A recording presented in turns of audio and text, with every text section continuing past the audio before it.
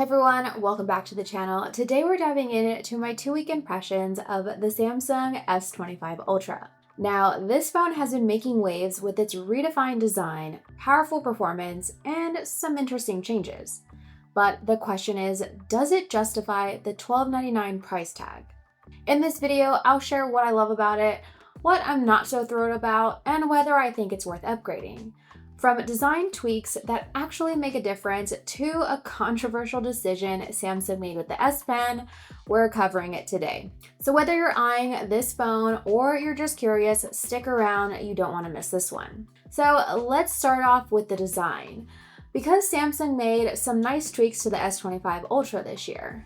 The flat sides and rounded corners are such a big improvement over the S24 Ultra's sharp, angular edges, which honestly I found a little uncomfortable to hold. These changes make the phone way more ergonomic, and it's also 15 grams lighter than last year's model. That might not sound like a lot, but you can definitely feel the difference. It's left hefty and just easier to hold for longer periods without feeling bulky. And I went with the titanium pink gold color, and while it's not as pink as I had hoped, I think it's still a really nice finish. That said, it does pick up fingerprints pretty easily, which can be annoying if you're not using a case. Personally, I always have a case on my phone, so it's not really a big deal for me, but it is worth keeping in mind if you prefer going case-free. Samsung also upgraded the durability with Corning Gorilla Armor 2 glass, so the screen is tougher and more resistant to scratches and drops. Even with that, I always use a screen protector because I don't want to risk those tiny micro abrasions over time.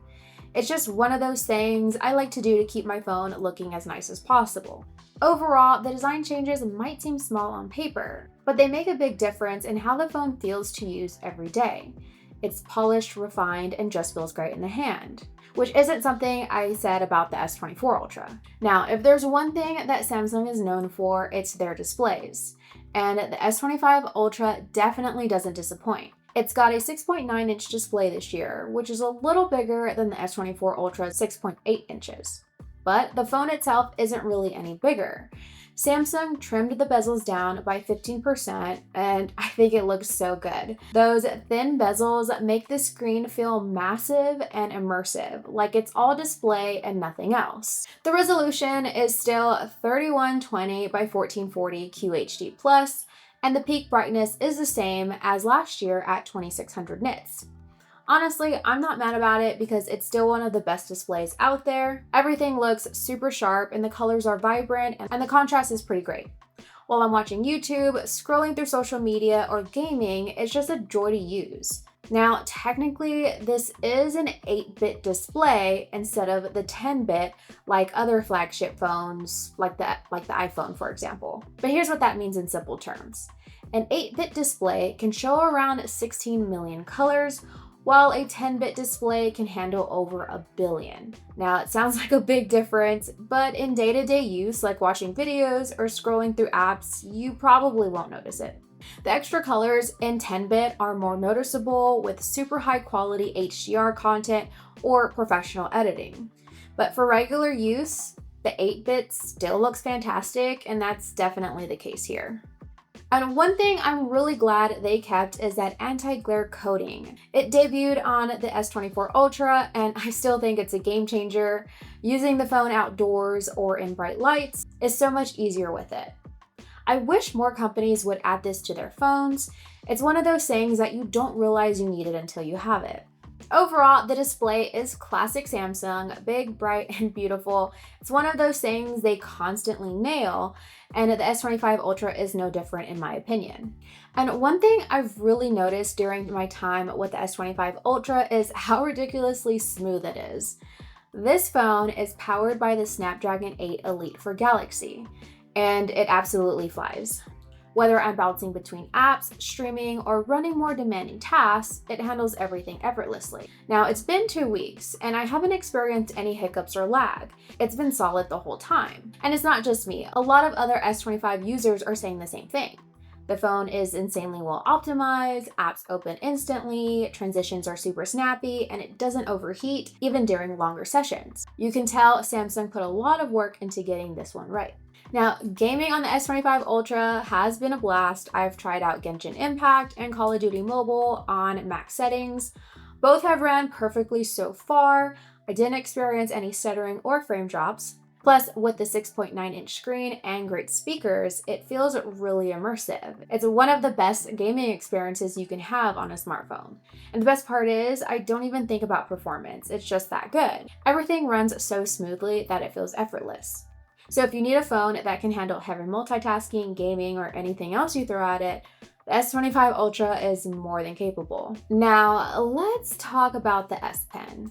Because Samsung made a pretty noticeable change this year. They decided to remove the Bluetooth functionality, which means you can't use the S Pen for things like remote camera control or as a clicker for presentations anymore. Now, Samsung said only about 1% of people actually use those features, and honestly, I wasn't one of them. So for me, it's not a big deal, but I know some people, like my aunt, who are pretty bummed about it. She used the S Pen all the time and was definitely disappointed to see that feature go. Now, even without Bluetooth, the S Pen is still great for what it's always been good at: taking notes, sketching, or even just navigating the phone. It's always been super responsive and precise, and having it tucked right into the phone is still one of my favorite things about the Ultra. That said, I can't help but feel like removing a feature, especially in a phone at this price, is a bit of a letdown. It's one of those things where even if it wasn't used by everyone, it was nice to have it there. So if you're someone who mainly uses the S Pen for basic tasks, you probably won't notice much of a difference. But for those who liked the Bluetooth feature, I get why this feels like a step backward. I just hope Samsung doesn't strip away any more features in the future, because the S Pen is such a big part of what makes the Ultra unique. And one thing I've been playing around with is the software. Samsung's One UI 7 is what you get out of the box with the S25 Ultra. And it's packed with tons of features, some useful and some not so much. Let me break down what stood out to me after using it after a couple weeks. First, there's Now Brief. It's like Samsung's take on a personalized dashboard. It shows things like the weather, health stats from my Galaxy Watch 7, and occasionally a random news article that I don't really care about. But if you're really into the Samsung ecosystem, this could be super useful. For me, it hasn't been a game changer just yet. It's cool in theory, but I'm waiting to see if it gets better as it learns what's more relevant to me. So I do have high hopes for it. Now, what I really liked is the Now bar. This feature is actually super handy. It gives you quick access to live game scores, music controls, and more without needing to open separate apps. I tested it during the Super Bowl, and being able to see the live scores at a glance was so convenient. The only hiccup is I accidentally swiped away the live score notification, and then I couldn't figure out how to get it back on the Now bar. So if anyone knows how to fix that, let me know in the comments, because it's driving me crazy. Overall, One UI 7 feels smooth and well polished. Samsung's done a great job with animations, gestures, and just making the whole experience feel fluid. And the best part, you don't have to buy an S25 Ultra to get One UI 7. It's rolling out to other devices like the S21 series and newer. So if you are on an older Samsung phone, you just need to wait a little bit for the update. Outside of that, I would say the only downside is the bloatware is still here. Samsung hasn't changed much in that regard, and there are still pre-installed apps that you probably won't use. I mean, it's nothing new, but I wish they'd tone it down just a bit, especially on such a high-end phone. That said, if you're in the Samsung ecosystem, the software really ties everything together. I love how seamlessly it works with my Galaxy Watch 7 and my Galaxy Tab. It just makes everything feel connected and easy. So after 2 weeks with the S25 Ultra, the big question is, does it justify the $1299 price tag? Honestly, it depends on what phone you're coming from and what you're looking for. If you're upgrading from something older, like the S21 Ultra or earlier, then I think this phone is absolutely worth it.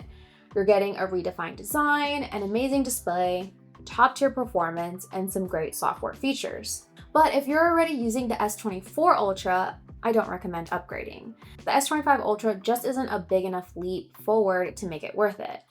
And the S24 Ultra is still an excellent phone, and honestly, it's still one worth considering in 2025.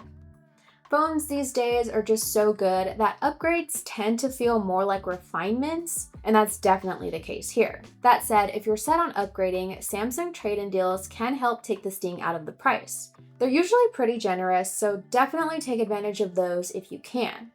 And if you're not in a rush, the price will drop eventually. Samsung phones always do. But for me, the S25 Ultra has been great to use. The design tweaks, the larger display, and the buttery smooth performance are things I've really enjoyed. But of course, there are still some small things that feel like a step back, like the removal of the Bluetooth from the S Pen and some features like the Now bar could use a bit of refinement. At the end of the day, the S25 Ultra is a polished, premium device that's perfect for power users or anyone who loves having the latest and greatest. But if you're happy with your S24 Ultra, I'd say you're better off sticking with it for at least another year. Now, that's my 2-week take on the S25 Ultra. What do you think? Are you planning to upgrade or are you holding on to your current phone? Let me know in the comments below, and don't forget to like, subscribe for more tech-related content. But thanks so much for watching, and I'll see you in the next one.